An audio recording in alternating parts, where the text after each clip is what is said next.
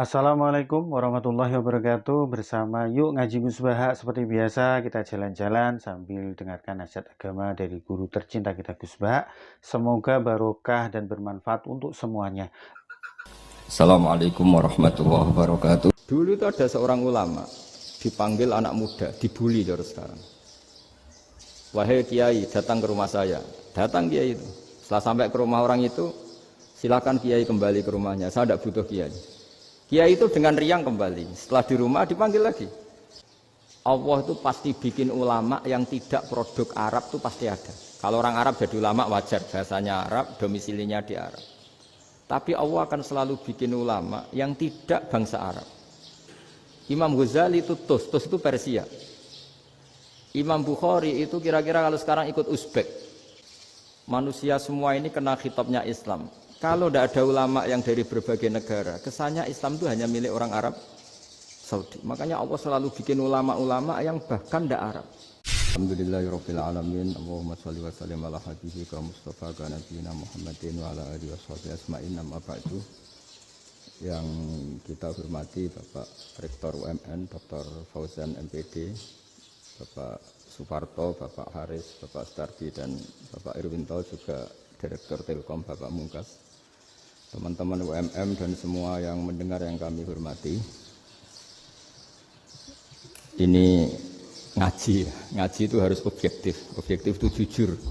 Jadi bisa saja korbannya ya saya, bisa rektornya, bisa semuanya. Tapi korban dengan makna yang bagus. Karena di antara saran Al-Quran, Allah ngendikan kalau belajar atau mencari nasihat atau mencari kebaikan apa saja, itu diistilahkan walau ala anfusikum awil walidaini wal aqrabin, meskipun ketentuan itu merugikan kamu. Jadi ketentuan apapun yang merugikan kita harus tetap kaji meskipun itu tidak menguntungkan kita.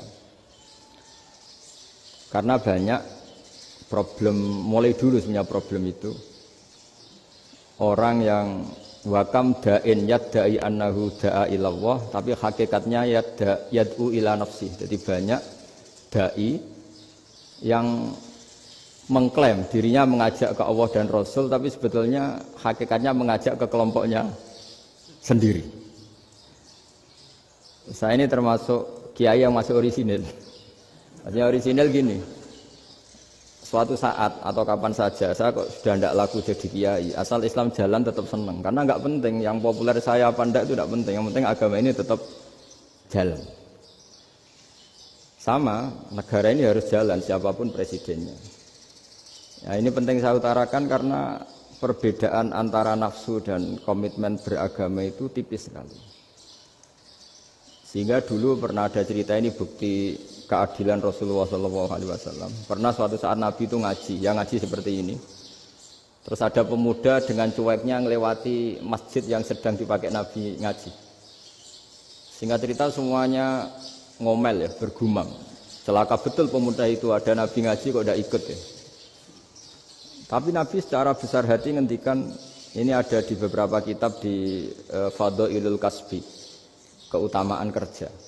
Kata Nabi, pemuda itu mau mencangkul di lahannya. Jika dia mencari nafkah untuk keluarganya, untuk kebaikannya, maka itu bagian dari ajaranku. Jadi Nabi berbesar hati bahwa kerja seperti itu bagian dari ajarannya. Jadi tidak harus datang ke majelis ngaji. Dan bisa saja yang sedang hadir itu ya orang yang hindari istrinya minta belanja, dari ngaji terus benar dituntut belanja kan gitu. Mungkin anak-anak UMM yang kesini daripada tengok-tengok yang Malang bosen jalan-jalan ke Rembang gitu. Nah, jadi nggak mesti benar juga niatnya gitu. Jadi ya sama itu. Jadi kalau di dunia kiai yang masih orisinil itu, nafsu itu benar-benar dilatih. Maka masyhur dalam cerita ada orang perang sama Ali radhiyallahu anhu. Ketika perang ini sangat semangat, tapi ketika orang itu meludahi dan Sayyidina Ali ini tersinggung karena diludahi, Sayyidina Ali langsung angkat tangan, sudah perangnya nggak usah diteruskan, karena saya marah sama kamu sekarang demi nafsu, karena kamu meludahi saya. Padahal saya tadi motifnya demi Allah dan Rasul. Jadi sangat tipis bedanya kita emosi karena diri kita dan emosi karena Allah dan Rasul. Sehingga ketika diludahin ini terus beliau mikir jangan-jangan perang saya karena saya diludahin. Nah, yang hilang dari peradaban modern adalah Allah itu tidak begitu hadir di hati kita. Saya sering cerita di mana-mana, teks hadis itu sebenarnya berbunyi gini, ini hadis sahih. Mangka na yu'minu billahi wal yaumil akhir fal yukrim jarohu. Ada yang fal yukrim jarohu doifahu, ada yang fal yakul khairan aul yasmut. Siapa yang iman dengan Allah dan Rasul maka harus memuliakan tetangganya, memuliakan tamunya. Dulu itu ada seorang ulama dipanggil anak muda, dibully dari sekarang. Wahai kiai, datang ke rumah saya. Datang kiai itu. Setelah sampai ke rumah orang itu, silakan kiai kembali ke rumahnya. Saya tidak butuh kiai. Kiai itu dengan riang kembali. Setelah di rumah dipanggil lagi. Pak Yai, silakan datang ke rumah saya. Datang lagi. Ya senyum-senyum kiainya santai. Wah, nggak jadi butuh Pak Yai. Silakan kembali lagi. Sampai 3 kali. Oh itu kalau rektor digitukan marah itu. Dosen marah. Kiainya santai. Santai, senyum-senyum, rileks. Ketika ditanya, kenapa Pak Yai tidak tersinggung? Jawabannya unik. Anak muda, saya ini senang sekali nuruti perintah Allah, disuruh menghormati tetangga. Sehingga ketika Anda manggil, ya saya datang. Ketika Anda nyuruh pulang, ya saya pulang. Saya senang sekali nyenangkan tonggo. Dan itu perintah Allah, jadi tidak ada hubungannya dengan kamu. Wah, pemudanya nangis minta dimaafin. Kalau kita kan enggak, kita ini dosen, kiai, mungkin kita doktor, mungkin kita profesor. Tapi kita ini sering didikte oleh orang bodoh. Kalau orang bodoh itu jengkel, lo kita ya jengkel. Lo kamu jengkel, dijengkelkan orang bodoh itu namanya terdikte. Itu bodoh apa pinter? Wah itu tidak pinter sama sekali. Kalau betul-betul kamu pinter, hanya bisa didikte oleh Allah Subhanahu wa Ta'ala. Jadi antara hukum Allah apa? Wa ahsin man asa'a ilaika. Berbuatlah baik sama orang yang berbuat buruk sama Anda. Itu dikteannya Allah. Kalau dikteannya orang-orang bodoh kayak dimangkel ben mangkel, terus kamu mangkel. Itu bodoh apa pinter? Nah, problem kita kekinian adalah wong pinter, wong bodoh itu podo-podo bisa didikte oleh sekelilingnya. Terus karuan wataknya perempuan seperti itu, wataknya anak-anak seperti itu, kita didikte. Anak-anak jengkelin kita mangkel, berarti kita didikte oleh orang bodoh. Makanya agama itu unik, kadang ngendikan wa ahsin man asa'a ilaika, kadang wasil man qata'aka, sambunglah orang yang memutus kamu. Karena dengan demikian kita hanya didikte oleh Allah Subhanahu wa Ta'ala, bukan didikte oleh hukum sosial. Cara Jawane nak ngapiki tangga sing apik akeh tunggale. Berbuat baik sama yang berbuat baik pada kita itu mbok orang fasik ya seperti itu, maling ya seperti itu, sama. Tapi kalau berbuat baik sama orang yang berbuat jelek sama kamu itu baru luar biasa. Dan memang teksnya hadis wa ahsin man asa'a ilaika. Berbuat baiklah sama orang berbuat buruk sama kamu. Jadi nggak boleh orang didikte. Makanya ngaji di sini diantaranya saya akan cerita dalam sebuah hadis sahih, dalam hadis hasan yang diriwayatkan Imam Tirmizi ada kalimat dari Rasulullah SAW. Dawe Nabi, la takunu imma'atan, taquluna in ahsanan nasu ahsanna, wa in zolamu zolamna. Walakin watti'u anfusakum in ahsanan nasu antuhsinu, wa in asa'u Allah tazlimu. Kamu jangan jadi orang yang mudah diombang-ambingkan oleh orang sekeliling kamu. Yaitu kamu mengatakan, jika orang baik ke saya akan baik, jika orang buruk ke saya juga akan membalas buruk. Itu namanya Anda didikte. Tapi berkomitmenlah kamu akan berbuat baik meskipun orang lain berbuat buruk. Nah sekarang logika sosialnya begini. Kalau di Indonesia itu ada 1000 kiai, ada 1000 profesor yang ingin membenahi Indonesia. Rata-rata orang awam itu semau gue. Terus mereka mendikte kita.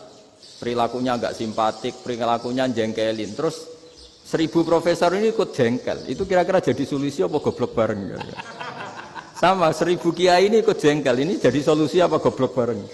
Goblok bareng. Nah problem sekarang kita ini biasa didikte orang bodoh. Nah makanya ciri khas orang muslim itu kata Nabi, mangkana yu'minu billahi wal yaumil akhir. Jadi baik tetangga karena perintahnya Allah dan Rasul. Pentingnya apa? Bedanya karena berbuat baik ini perintahnya Allah, mbok tangga apik lah kita tetap apik karena perintahnya Allah dan Rasul. Begitu juga dengan hubungan dengan istri, dengan anak. Mbok bojomu lagi cerewet lah ya tetap apik. Karena dengan cara itu kita hanya tunduk kepada Allah dan Rasul. Tapi kalau kamu, istri saya kalau baik ya saya baik, kalau enggak ya enggak. Berarti Anda didikte oleh perilakunya dia. Itu latihan, ya kalau dalam bahasa pondok, latihan jadi wali itu yang paling berat. Nabi itu kalau sama orang munafik itu sabarnya Masya Allah. Padahal Nabi berso kalau orang itu orang munafik.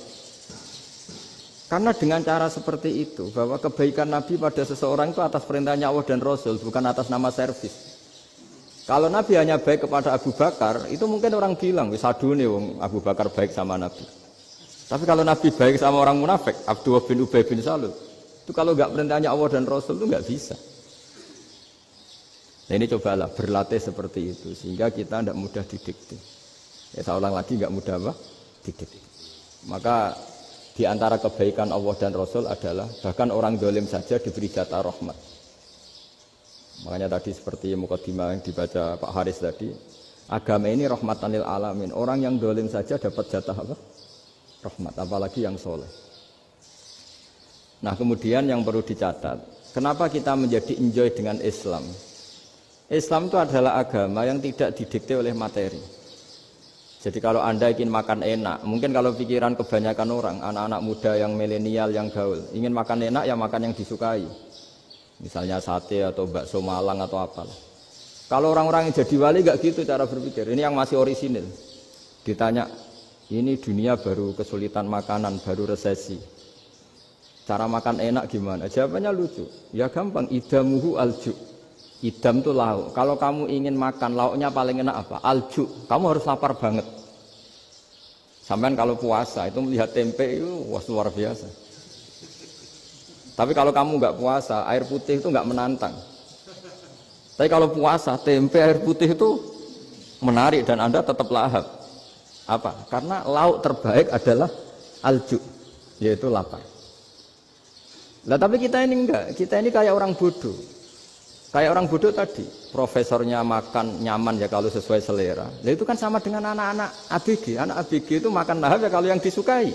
Lalu bedanya apa ABG sama profesor? Kalau cara berpikir masih sama kan itu. Kiainya juga gitu. Kiai makan enak kalau yang disukai, kalau enggak. Lalu bedanya apa kiai sama orang awam? Orang awam juga gitu, makan lahap ya kalau yang disukai. Nah ternyata perilaku kita ini yang pintar sama yang bodoh sama mas. Kalau kamu ingin berkasta lebih baik, itu cara makan enak itu apa? Idamuhu alju'. Lauk terbaik adalah karena kita sangat lapar. Makanya masyhur dalam cerita-cerita tarikh sirah nabawiyah. Nabi diberi hadiah, beberapa hadiah. Di antaranya ada yang diterima, ada yang enggak. Termasuk yang dikembalikan itu dokter. Ada seorang raja memberi hadiah Nabi dokter Tobit. Itu sama Nabi dikembalikan. Karena dokter ini sudah lama kumpul Nabi itu nggak pernah sakit. Akhirnya dokter ini putus asa, ini nggak perlu diobatin. Ketika ditanya, kenapa ya Rasulullah engkau tidak pernah sakit? Karena kita ini kaum, kita ini komunitas masyarakat yang tidak akan makan kecuali lapar. Dan kalau sudah makan berhenti sebelum kenyang. Jadi sederhana sekali pengobatan zaman Nabi. Sebagian besar penyakit itu pasti disebabkan kita ceroboh dalam hal makan. Sudah ngerti kalau durian masalah, kalau makan durian enggak kehitung gitu. Apalagi kalau gratisan itu tambah banyak. Gitu. Pola tidur juga gitu kata Nabi, dan kita tidak tidur kalau tidak sangat ngantuk. Nah, itu namanya orang-orang soleh yang sudah ada didikte materi. Kalau yang didikte materi kan bisa tidur nyenyak kalau kasurnya enak, AC gini-gini. Sebenarnya enggak, tidur enak itu ya kalau sangat ngantuk. Mbok di gudang, mbok di bis, kalau sangat ngantuk ya semuanya ya enak. Sama, mbok lapar, mbok hanya tempe, tapi kalau sangat lapar itu ya enak. Nah ini ilmu yang mulai hilang, ilmu-ilmu yang mulai hilang. Nah, cara ibadah juga gitu. Kita ini kan, saya ini punya bapak kiai, mbah kiai. punya guru yang sangat alim ya seorang Kiai Maimun. Itu dulu kita pengkaji ilmu itu tidak pernah tahu bedanya NU dan Muhammadiyah. Karena dulu Mbah Darwis itu, Kiai Dahlan itu dulu ngajinya bersama Mbah Hasyim ketika di Indonesia yang ngaji Mbah Soleh Darat. Mbah Soleh Darat itu dulu ngajinya sama buyut saya ke-6, namanya Mbah Soleh Asnawi di Kudus. Mbah Soleh Darat itu dulu alim-alimnya orang Jawa ya Mbah Soleh Darat, Soleh bin Umar. Tempatnya di Semarang, tapi beliau itu sebenarnya orang Jepara yang dekat Kudus. Setelah di Mekah, Mbah Hasyim ini mondoknya ya, mulazimnya ke Syekh Mahfud Termas. Tapi sesekali ke Syekh Khotib Minangkabau. Nah yang Mbah Ahmad Dahlan lebih sering ke Syekh Khotib Minangkabau, sesekali ke Mbah Mahfud. Singkat cerita, karena Syekh Khotib Minangkabau sudah modern ya, terlibat organisasi dunia. Pas itu beliau pengagum Muhammad Abduh, pengagum Rasid Ridho. Sehingga bawaannya Mbah Dahlan itu lebih pergerakan karena beliau lebih mengidolakan Syekh Khotib. Nah Syekh Khotib sendiri sebenarnya orang Minangkabau. Jadi beliau namanya Muhammad saja sebenarnya.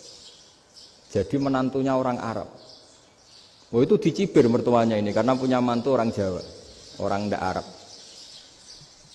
Singkat cerita terus si mertuanya bilang gini, kamu jangan pernah bilang kalau orang Arab itu mansa kanal Arab, orang yang bertempat di Arab.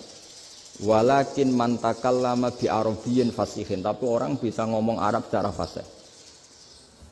Singkat cerita, kalau kamu tidak percaya, nanti suatu saat menantu saya kalau Jumatan, tidak usah kamu kasih tahu, langsung suruh jadi khotib. Nggak usah kamu kasih tahu, syaratnya tidak usah kamu kasih tahu. Kalau sekarang kan enggak. Kalau dosen mau jadi khotib kan mengumpulkan materi dulu. Lucunya di antara materinya itu dari TV, makanya jadi ribet kan khutbah sekarang. Kalau musim corona ya akan ngomong corona, musim apa yang ngomong apa. Jadi lagi-lagi didikte oleh media. Sebenarnya kalau ngomong kan sesuai kebutuhan umat, ini obatnya apa. Tapi enggak sesuai trending topik, itu kan kayak anak-anak gaul.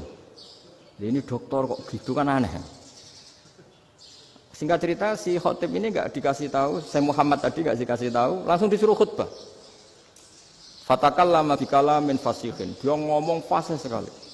Bahkan ngalah-ngalahi fasihnya orang Arab asli. Semenjak itu beliau dapat gelar Al-Khotib, orang yang cakap berpidato berkhutbah. Makanya terus dia Khotib Al-Minangkabau. Jadi orang Indonesia itu luar biasa. Dulu yang namanya orang Indonesia di Arab Saudi itu dihormati sekali, karena yang ke sana itu pasti ulama. Sudah alim di Indonesia ke sana, termasuk Mbah Ahmad Dahlan, Mbah Hasyim dulu karena sama-sama muridnya Mbah Soleh Darat. Lama-lama yang ke sana itu TKI TKW itu ya mulai agak dibully. Dulu Syekh Nawawi di antara ijtihad yang dihormati itu beliau mengkritik nyuwun sewu orang yang kan orang biasanya normalnya kan muji orang mati syahid. Hebat orang mati syahid itu hebat gini. Oke, kita sepakat orang mati syahid itu hebat. Tapi kata Imam Nawawi dengan syarat niatnya itu li'ila'i kalimatillah dan itu bawaan takdir. Saya ulang lagi, itu bawaan takdir, harus mati di medan perang. Tapi tidak boleh seseorang ini niat perang tapi niatnya supaya syahid. Karena kalau begitu berarti dia berniat supaya menjadi maktulal kafir, orang yang dibunuh orang kafir. Kedua, dengan dia mati berarti pasukan Islam berkurang. Berarti dia ingin pasukan berkurang, hanya ambisinya dia ingin langsung ke surga. Misalnya pasukan orang Islam itu 10, orang kafir 10. Kalau kamu ingin syahid berarti mati 1 kan, tinggal 9 kan. Nah kalau yang seperti itu 10 kan mati semua. Gara-gara ingin syahid akhirnya perangi rapati tenanan, benang mati, benang mlebu swarga. Kata Syekh Nawawi, ya enggak. Kalau kamu perang sama orang kafir ya niat menang. Dengan niat menang ini kamu ingin li'ila'i kalimatillah. Tapi kalau kamu ingin syahid berarti kamu menuruti keinginan nafsu kamu yang cepat masuk surga. Itu orang Arab kagumnya bukan main. Karena di mana-mana orang itu dinilai dari niatnya. Paham ini ya? Tapi perang loh ya, dalam kondisi perang, bukan teroris. Perang itu artinya orang kafir yang ingin bunuh kita, itu perang namanya apa? Perang. Dulu orang cerita syahid itu hanya pokoknya syahid itu hebat, pokoknya syahid itu hebat. Syahid di medan perang itu hebat, pokoknya syahid di medan perang hebat. Tapi ketika Syekh Nawawi memberi penjelasan ilmiah, Jika kamu perang ingin cepat mati, ingin cepat syahid, artinya ini untuk pemenuhan diri kamu, karena kamu bayangkan langsung masuk surga. Kamu lupa bahwa dengan kamu dibunuh, kekuatan Islam berkurang. Akhirnya beliau memberi penjelasan, syahid itu bagus, itu sebagai takdir. Hanya takdir itu kita perang yang ingin menang, tapi takdirnya mati. Jangan dibalik, oleh perang rapati tenanan, benang mati, namun lebu. Itu yang pertama, termasuk ulama yang pertama memberi penjelasan itu Syekh Nawawi. Akhirnya melahirkan kekaguman yang luar biasa dengan tafsir Munirnya itu. Terus beliau itu orang yang rileks kalau menjelaskan ilmu. Ini ya juga guru-gurunya Mbah Hasim, Mbah Guru sama Mbah Hasim, sama Mbah Ahmad Dahlan Syekh Nawawi itu. Jadi dulu yang alim di Arab itu ada Syekh Nawawi, ada Syekh Khotib Minangkabau, ada Syekh Bakir Jogja, ada Syekh Mahfud Termas. Itu orang Indonesia banyak sekali yang alim. Bahkan diantaranya yang dikagumi Al-Azhar itu juga orang Indonesia, nama Syekh Abdul Manan, itu mbahnya Syekh Mahfud Termas. Itu pertama ada duta besar Indonesia di Mesir, itu termasuk barokahnya Mbak Abdul Manan tadi, itu juga orang Indonesia. Jadi pemahaman ulama Indonesia itu khas, termasuk ketika memaknai apa? Syahid. Ketika memaknai apa? Syahid. Itu unik. Ketika Syekh Nawawi diuji dulu itu yang namanya ulama diuji dulu oleh 100 ulama. Jadi dulu ya ada kompetisi. Imam Bukhari diakui jadi ahli hadis itu diuji oleh mi'atu muhaddisin, 100 orang ahli hadis, sanad dibolak-balik, matanya dibolak-balik, tapi beliau tetap bisa mengembalikan proporsi sanad itu. Syekh Nawawi pernah diuji gini. Ayul afdol al ulama awis salatin. Keren mana ulama sama raja atau sama orang-orang kaya, sama penguasa? Ya keren ulama. Terus dibully sama orang.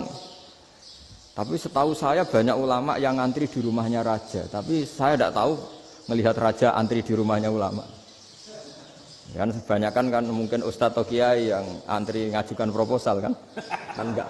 Nah, kalau raja kan enggak pati itu, malah enggak usah antri, kiainya sudah nyambut sebelum datang. Jawabannya lucu Syekh Nawawi itu, dan yang tanya itu langsung diam.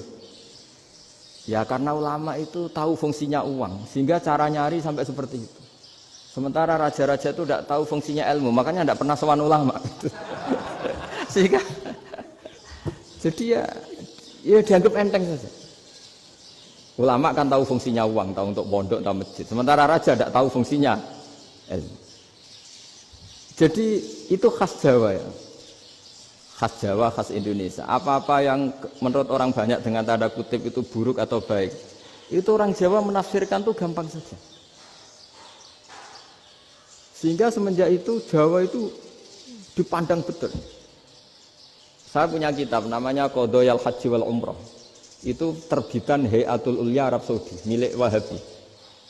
Itu diantara fatwa yang dipakai untuk solusi muskilatul haji, problem-problem haji kekinian. Itu fatwanya syekh-syekh yang dari Indonesia. Termasuk Syekh Khotib Minangkabau, Syekh Nawawi Banten, Syekh Bakir Nur Jogja.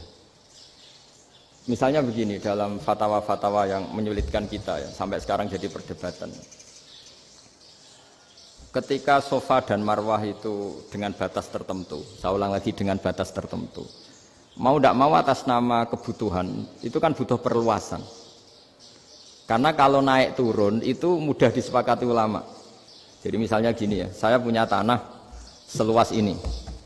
Pasti orang akan mengatakan sampai bawah ya tanah saya, sampai atas tanah saya. Itu mujma' alaih, itu disepakati. Sehingga Nabi ngendikan al-Ka'bah min tuhumil ardi ilas sama Ka'batun. Ka'bah sampai ujung bumi, sampai ke aras semuanya Ka'bah. Sehingga tidak ada perdebatan ulama ketika Masjid Haram ditingkat, kemudian yang di atas sholat. Tetap dia menghadap Ka'bah. Tidak harus diluk melihat di bawah, enggak. Karena Ka'bah sampai langit. Sama, tanah Anda kamu tingkat sampai 10, enggak ada tetangga protes. Karena bawah sampai atas tanah Anda. Tapi kalau diperluas, tanah Anda kamu luaskan setengah meter saja atau 3 cm saja, iso geger mbek tonggo.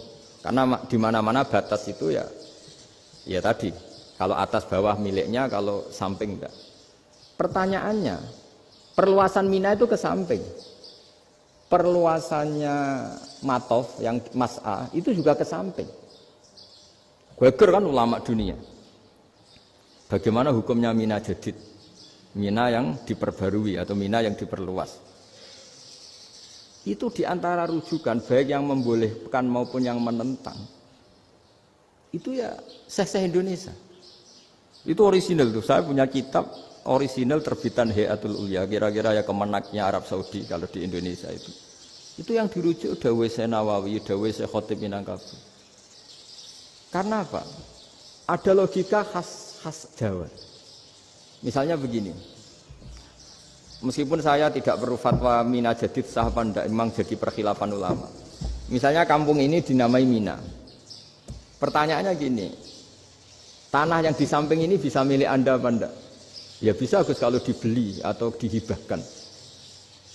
Berarti tanah di samping Anda menjadi milik Anda karena ada proses pengambil alian lewat beli maupun hibah. Nah masalahnya ini negara itu berhak menganeksasi atau memasukkan ini sebagai mina. Itu ulama Jawa kalau ditanya, alasannya apa? Fa innal muttasila bis-syai' hukmu dzalika syai'.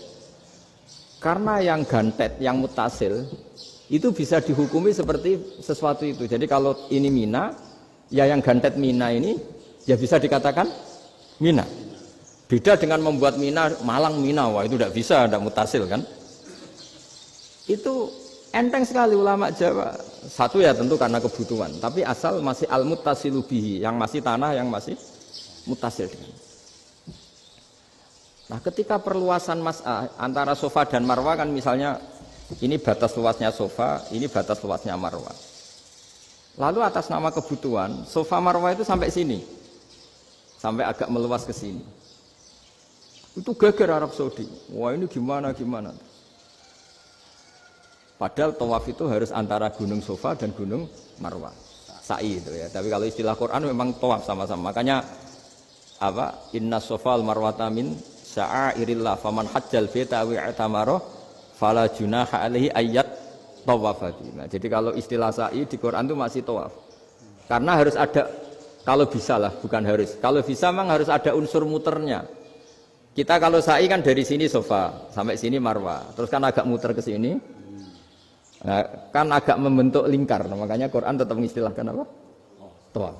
Jadi bukan sini ke sini terus sini ke sini kan enggak, tapi sini sampai sini terus muter kan terus sini. Jadi antara setar dan selama ini prakteknya kan gitu ya, sofa ngambil sini terus ke sini terus agak muter ya, karena ada unsur agak muter ini terus orang menyebut apa? Tawaf. Tapi itu bukan syarat sah, ini cerita ideal.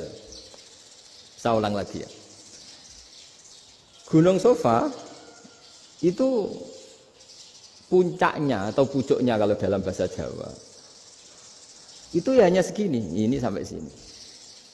Nah kelompok Islam yang fikih keras nggak boleh diperluas karena Allah memilih tempat ini itu spesial, jadi nggak boleh ke yang lain. Tapi ketika kebutuhan mendesak mau tidak mau harus diperluas, itu jawabnya Kiai Jawa lucu. Gunung sing ketok itu sing dhuwure tok, sikilane luwih ombo. Jadi karena kita kan gunung kan bentuknya gini. Nah sofa yang kecil itu yang atasnya, tapi sikilannya sini kakinya lebih luas. Jadi boleh perluasan asal tidak melebihi kakinya. Ya dihitung ya lebih luas. Jadi Kiai Jawa itu kayak wong delok gunung Penanggungan, kayak gunung Arjuna. Di mana-mana puncak gunung itu lebih kecil timbang kakinya. Artinya diperluas ini bukan berarti tidak di sofa dan tidak di... Nah, itu khas Kiai Jawa. Jadi jangan kira orang Jawa itu tidak hebat sekali. Termasuk perkembangan hotel di Arab Saudi. Itu dulu sebelum ada hotel. Buyut saya kelima atau keenam dulu haji, namanya Badur Rahman. Itu kalau mau ingin apa ya, menghindari terik matahari itu masuk gua. Itu masuk gua itu hanya separuh badan, kakinya di luar. Jadi jangan bayangkan kalau gua di Indonesia kayak gua Akbar di Tuban orang bisa masuk jalan-jalan, enggak. Gua di Arab itu kayak cepitan batu, tidak sampai masuk. Sehingga kepalanya dimasukkan, kakinya masih kena matahari saking panasnya Arab Saudi. Sehingga dalam bayangan hijrah ketika Nabi bersembunyi di gua Sur, itu kata Abu Bakar, kalau orang kafir melihat kakinya pasti melihat kita karena nggak bisa masuk penuh. Jadi orang itu mau dempes tok. Sehingga ya kira-kira luasnya gua ya paling segini. Makanya guyonannya kiai-kiai itu untung nggak kayak gua Indonesia. Kalau kayak gua Indonesia laba-labanya capek karena luas sekali. Jadi jangan bayangkan gua Arab tuh kayak gua Indonesia. Makanya bayangannya andai kan orang itu melihat ke bawah pasti melihat kita karena orangnya nggak bisa masuk penuh, nggak bisa masuk 100%. Ya kayak cepitan batu lah mirip. Itu kan mirip Gunung Uhud. Gunung Uhud kata Rasulullah nanti kalau kamu perang itu di atas, menang atau kalah di atas. Musuh biar di bawah. Dengan di atas kamu bisa manah. Jangan bayangkan kayak Gunung Merapi, kayak Gunung Penanggungan. Lah kalau Gunung Penanggungan mana ke bawah yang leyang kan? Jadi gunung di Arab itu kayak bukit. Ya sampean pernah kan ke Uhud itu ya sama ini aja tinggi ini kan? Lah ini yang mulai ada mis. Makanya nerjemah itu susah di Indonesia. Karena jabal itu udah harus tinggi. Kalau tinggi nggak bisa manah dari atas ke bawah kan nggak ngefek kan? Sampean kalau ke Uhud gunungnya kan pendek sekali sehingga yang mana dari atas ke bawah ya kalau kena musuh ya celaka karena memang dekat. Ya kalau gunung Indonesia mana dari atas ke bawah yang leyang nggak ngefek. Nah itu susahnya nerjemah bahasa Arab ke kita. Jadi apa ya? Transkrip itu nggak gampang karena ada pengertian yang beda. Kita kalau bilang gunung itu tinggi sekali. Sampai banyak mahasiswa tersesat ya saking tingginya. Kalau orang naik Uhud gak akan tersesat, wong ketok dari bawah itu. Nah ini pentingnya ngaji ya. Jadi akhirnya ulama-ulama Indonesia itu dipakai rujukan.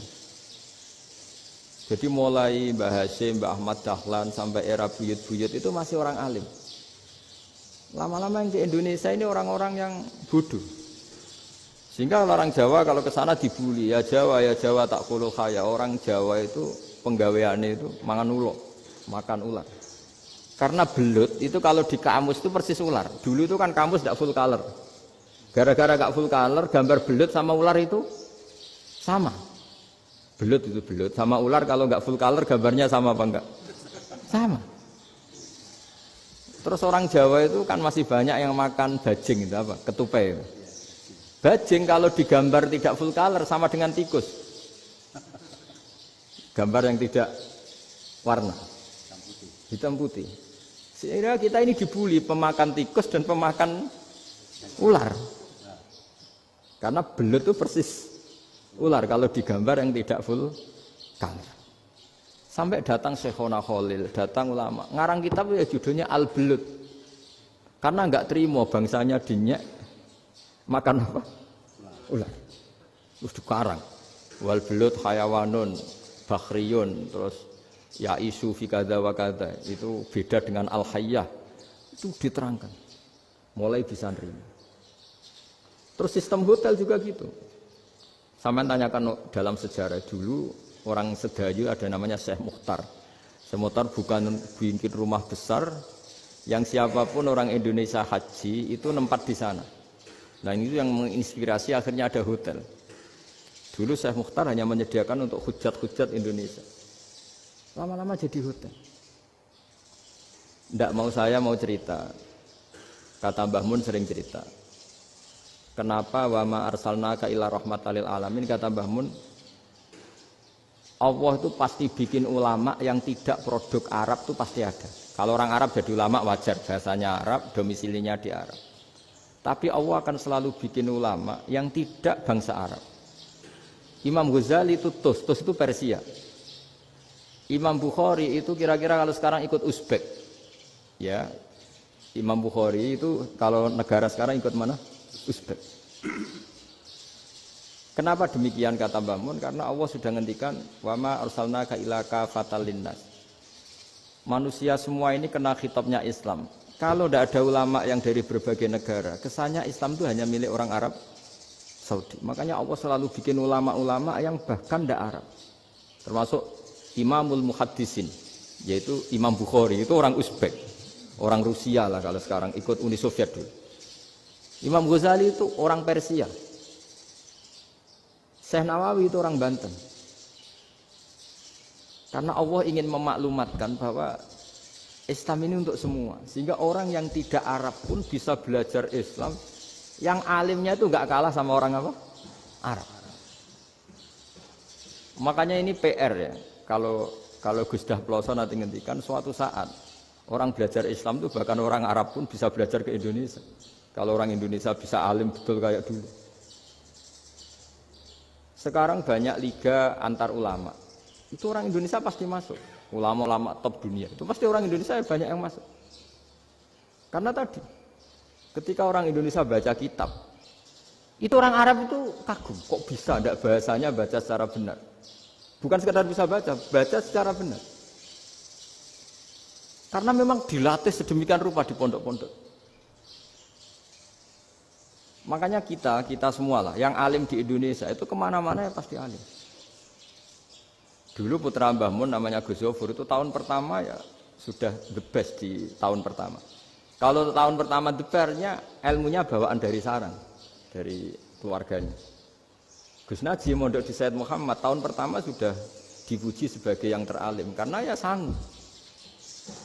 Kalau dipujinya tahun ketiga, tahun keempat kan mungkin dapat dari sana. Ini tahun pertama.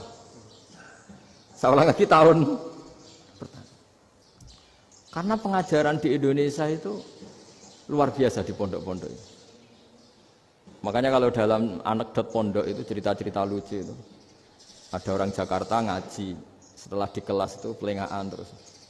Melihat jendela, lihat pintu terus. Lama-lama gurunya marah. Kamu diajarin kok enggak punya sopan. Melihat pintu terus enggak memperhatikan guru. Anak Betawinya jamnya lucu. Habis Pak Guru bohong. Kenapa ya? Pak Guru bilang Ja'a Zaidun, Zaid datang. Tak lihat enggak ada yang datang. Setelah itu contoh nasab kan ro'a itu Zaidan. Saya melihat Zaid, saya enggak melihat Zaid. Contoh ketiga yang jar kan maror tu bi Zaidin. Saya berjalan ketemu Zaid. Pak Guru diam di situ enggak jalan-jalan. Jadi saking detailnya Indonesia dia cari. Kalau rofa Ja'a Zaidun. Kalau nasab ro'a itu Zaidan. Kalau jar maror tu bi Zaidin.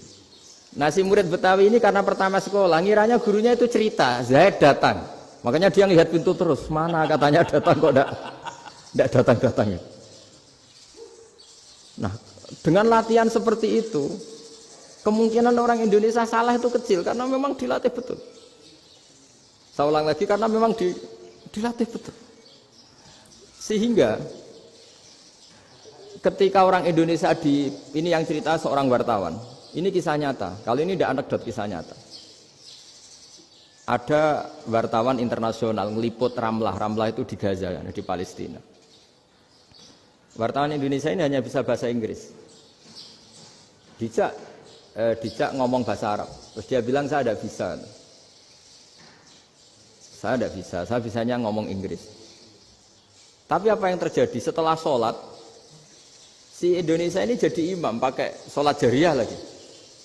Baca bismillah benar, bismillahi jar karena mudhof ilaih. Terus ketika iktidal ya benar, Rabbana lakal hamdu mil'us samawati wa mil'ardi benar. Ketika takhiyat ya benar, at-tahiyatul mubarakatuh sholawat. Sama orang Arab ini diambungi. Orang Arab kalau senang orang itu dicium. Kamu tawaduk, sebenarnya kamu itu ahli bahasa Arab. Karena orang Indonesia sekali sholat itu nggak ada yang salah. Meskipun benarnya karena hafalan, tapi bagi yang ahli nahwu itu hebat. Misalnya kita kalau ngapalkan kan bismillahi, bismi jar karena ba, Allahi jar karena mudhof ilaih, ar-rahmani jar karena sifat, ar-rahimi karena sifat. Alhamdu rofa karena mubtada, lillahi jar karena ada huruf jar li, rabbi jar karena sifat. Sebetulnya tidak karena pinter, tapi karena hafalan. Tapi orang Indonesia hebatnya itu benar terus. Rabbana lakal hamdu. Ya kan, alhamdu rofa, terus mil'us samawati ya rofa karena sifat. Sehingga terus orang Indonesia kalau sholat di Timur Tengah itu dipuji. Karena makhrajnya ya benar, rofa nasabnya juga benar. Nah itu di negara lain tidak ada, enggak Indonesia. Orang Cina itu sering bikin marah orang-orang Arab. Karena kalau dongo itu nggak fasih kayak orang Indonesia. Orang Indonesia kalau dongo ya Allahumma tohir qalbi. Orang Cina ini yang jadi guyon di Arab. Allahumma tahir kalbi gitu. Itu kan bedanya jauh. Itu orang Arab pertama membiarin. Lama-lama kalbun entak gitu. Maksudnya asu-asumu gitu. Karena dia bilangnya qaf itu kaf. Jadi kalau Allahumma do Allah tohir, kula aturi nyucekno panjenengan kalbi ing asu ingsun kan. Tapi kalau qalbi itu ati ingsun, tapi kalau kalbi anjing ingsun. Bedanya qaf sama kaf. Ana arah aja kalbun entak. Asu-asumu maksudnya kan. Tapi padahal orang Cina itu paling dilihat teksnya ya pakai qaf. Orang Indonesia enggak, mulai kecil dilatih, sak fase-fase. Sampai ya sulit betul latihan Fatihah itu. Kalau di Kudus malah sampai 3 bulan Fatihah itu. Sampai at-tahiyyatu, kurang bersih. At-tahiyyat sampai gitu. Sampai ada cerita itu orang dipanggil maftuhin itu enggak melengak, harus maftuhin. Baru melengak. Tapi barokahnya itu orang Indonesia kalau dongo memang benar-benar Allahumma tohir qalbi. Ya Allah sucikan hati kami, bukan tahir kalbi. Karena sekali jadi kaf itu maknanya anjing saya. Ya Allah sucikan anjing. Jadi ini orang Indonesia. Jadi kata Mbah Mun, dawe Mbah Mun, illaka fatal linnas, bahwa agama ini milik semuanya.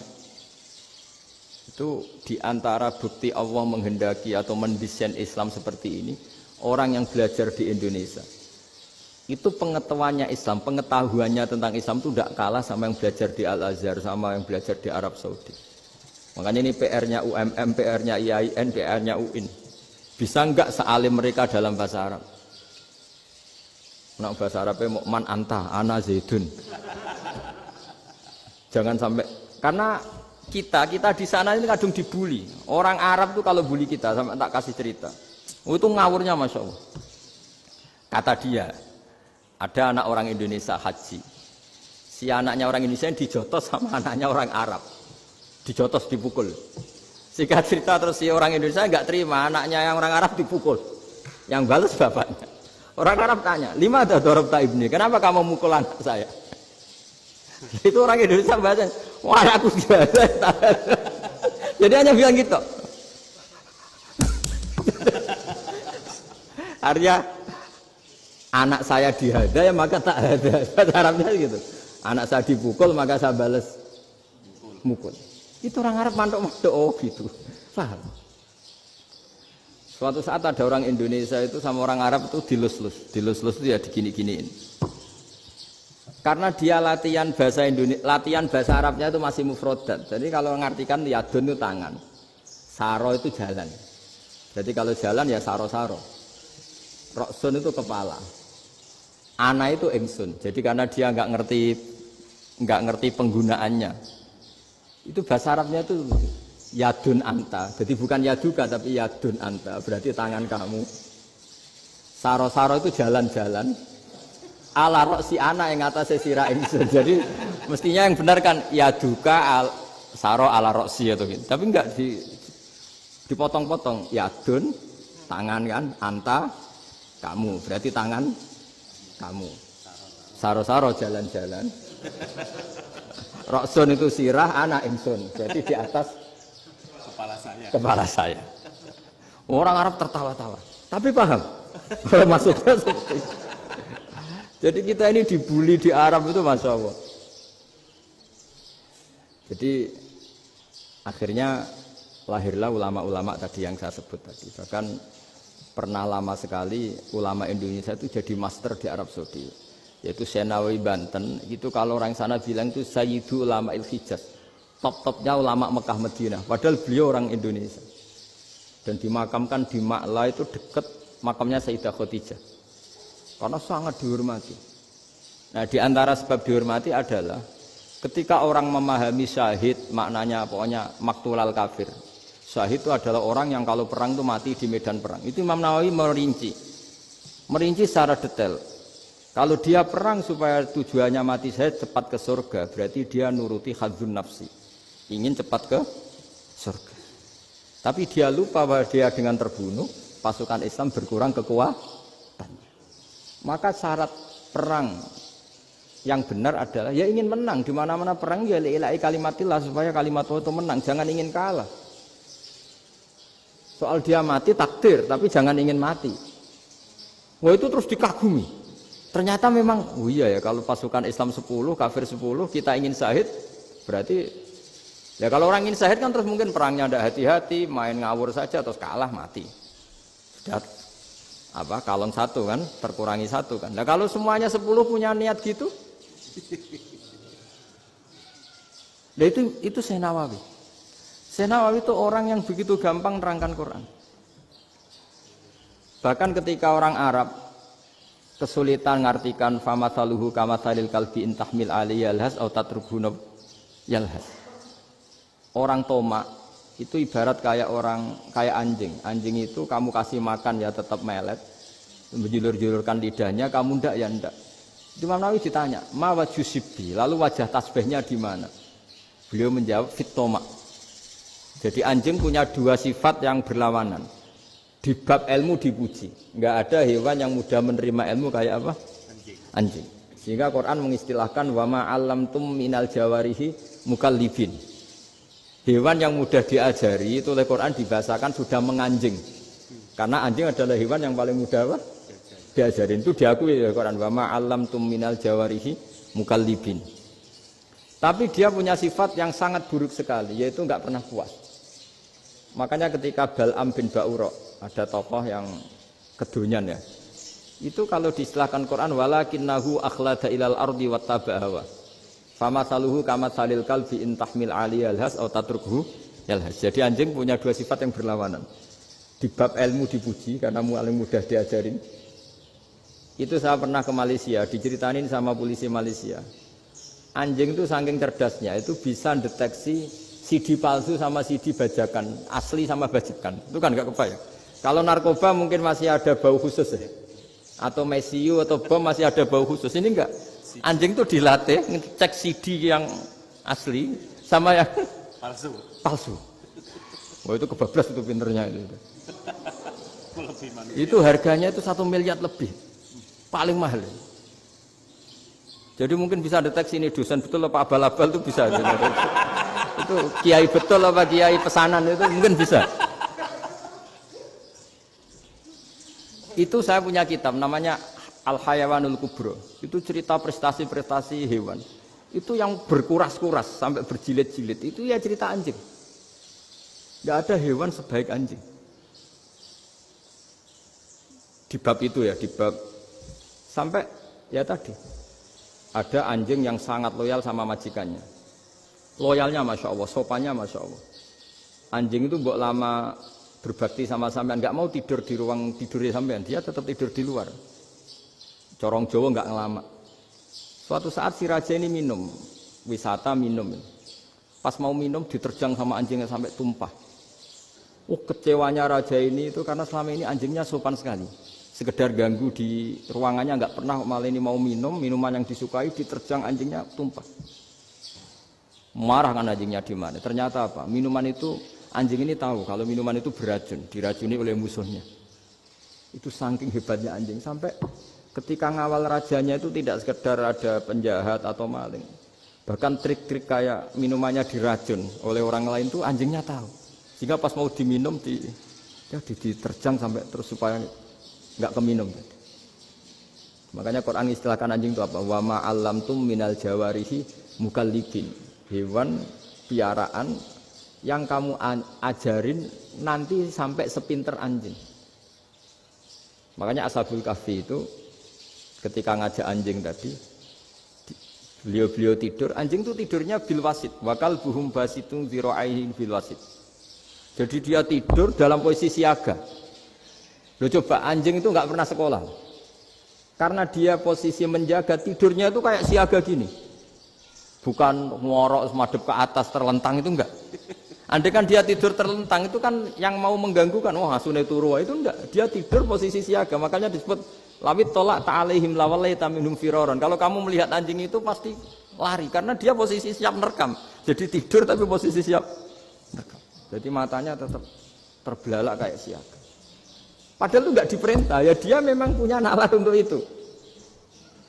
Ini disebut wa ma 'allamtum minal jawarihi mukallibin.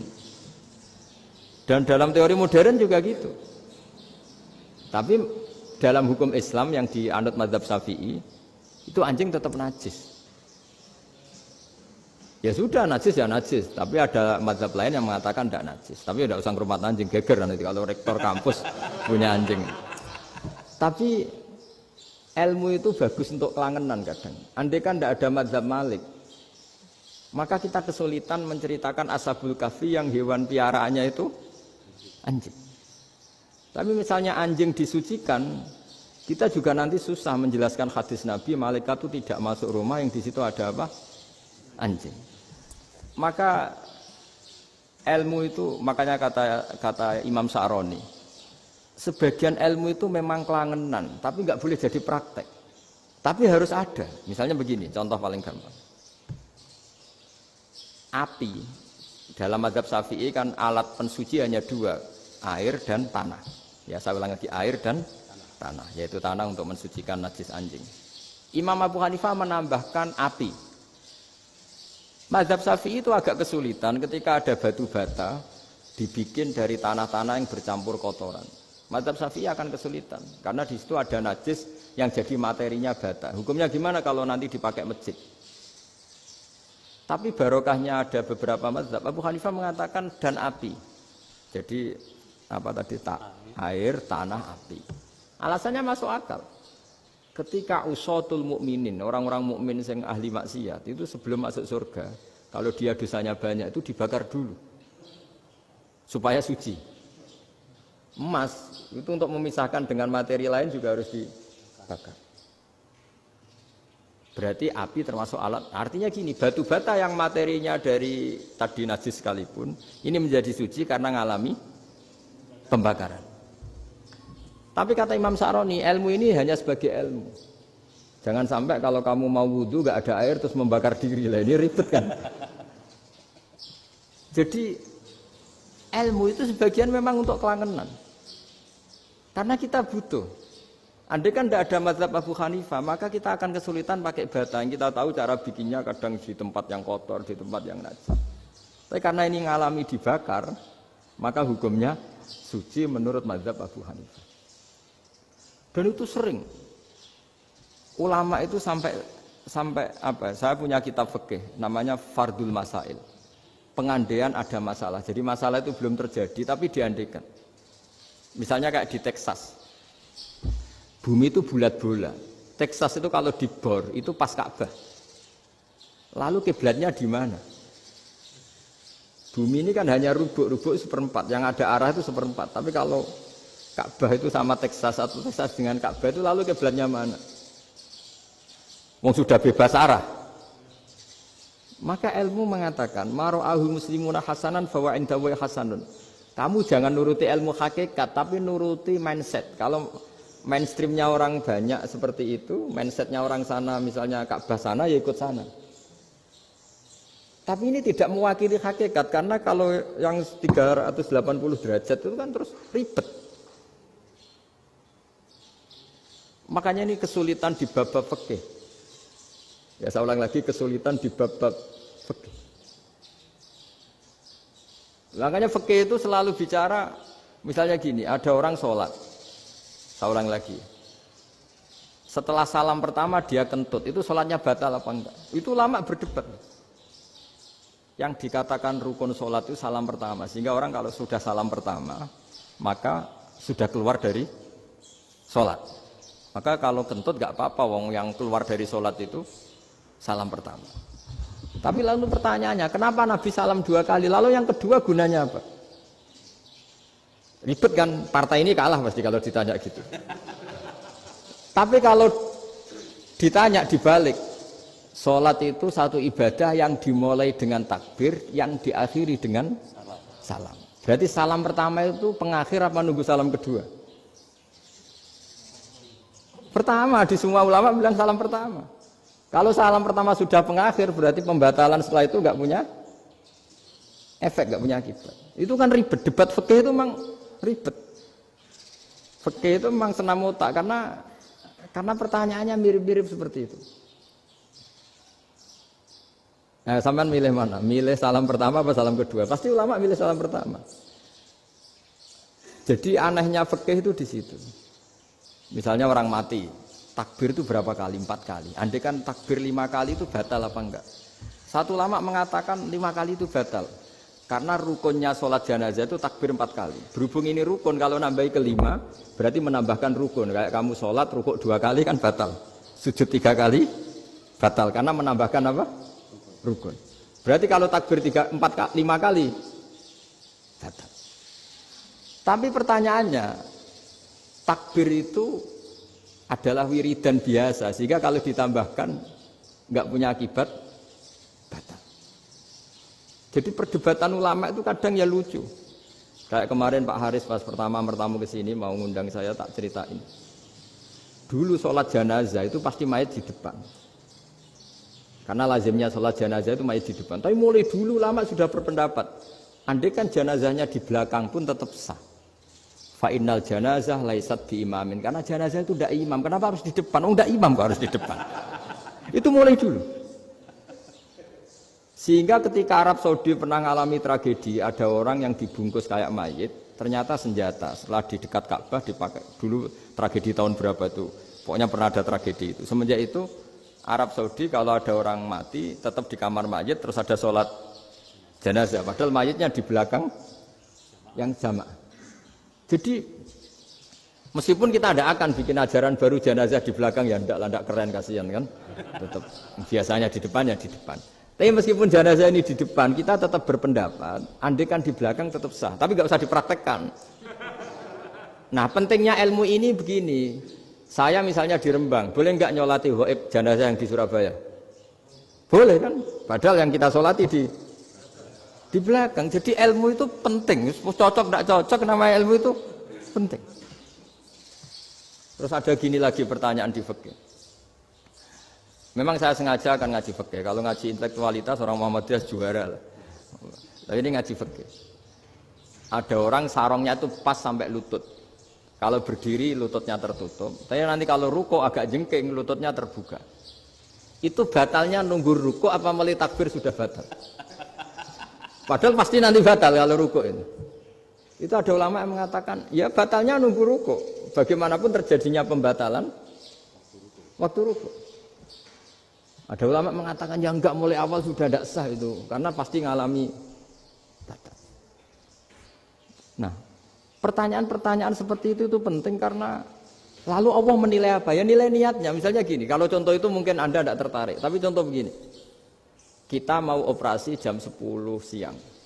Kita tahu kalau nanti 10 siang akan divonis medis harus makan karena mau berobat. Malamnya itu kalau kamu orang soleh, bayangkan kamu orang soleh. Kalau tidak orang soleh kan tidak punya komitmen. Kamu milih niat puasa, apa enggak jam 10 mesti mokak menisan raposo. Kamu orang soleh. Kalau kamu orang soleh pasti milih puasa karena ini Ramadan, meskipun nanti jam 10 pasti disuruh batal sama dokter. Setidaknya kita berpikir gini, nak mati jam itu paling enggak ditulis saya sebagai orang yang puasa. Jadi perasaannya orang soleh itu beda. Kalau orang kok sampean barang menisan raposo kok ya mesti. Sampean tidak pernah berpikir bahwa puasa mulai fajar sampai jam 10 itu luar biasa. Bisa saja kita mati jam 7, bisa saja mati jam 6. Kan ditulis Allah sebagai orang yang berkomitmen terhadap puasa. Terus ada kemungkinan kecil, adalah jam 10 itu dokternya sakit atau nggak jadi ke sana. Berarti kamu kan nggak jadi buka. Kan ya mungkin juga. Sama yang tadi. Delala sebelum ruko ono wong sing nyarongi sampean. Sehingga sholatnya normal. Kamu tidak menemukan pakaian yang pas, jebule pas setelah ruko, mau ruko, ono wong wah sholatnya kira bener disarongi. Itu agama. Jadi agama itu dimulai dari mana coba? Dimulai dari niat, dari komitmen. Nah, sekarang kelirunya kenapa ada garis keras? Agama itu dimulai dari keinginan ideal. Itu yang mulai itu ada orang-orang garis keras. Agama ini enggak, agama ini dimulai dari niat. Sampai ada kaidah agama la yudraku kulluh la yutraku kulluh. Kalau tidak bisa ideal jangan ditinggalkan sama sekali. Tapi orang enggak, sekarang bayangkan Islam itu ideal. Pemimpinnya ya soleh, masyarakatnya soleh, enggak ada maksiat, enggak ada apa. Apa ilmu? Kalau secara ilmu mulai dulu ya ada orang dolim, ada orang soleh. Nabi kurang baiknya. Di angkatan itu ya ada orang munafik. Sehingga ulama itu sudah berpendapat ideal itu piye? Zaman Nabi saja ada orang apa? Munafik. Itu ilmu. Kalau nuruti kelangenan inginnya dunia ya steril, enggak ada maksiat, enggak ada. Dan agama itu diciptakan Allah itu memang unik. Calon Nabi misalnya, Nabi Musa itu sing rumat Fir'aun.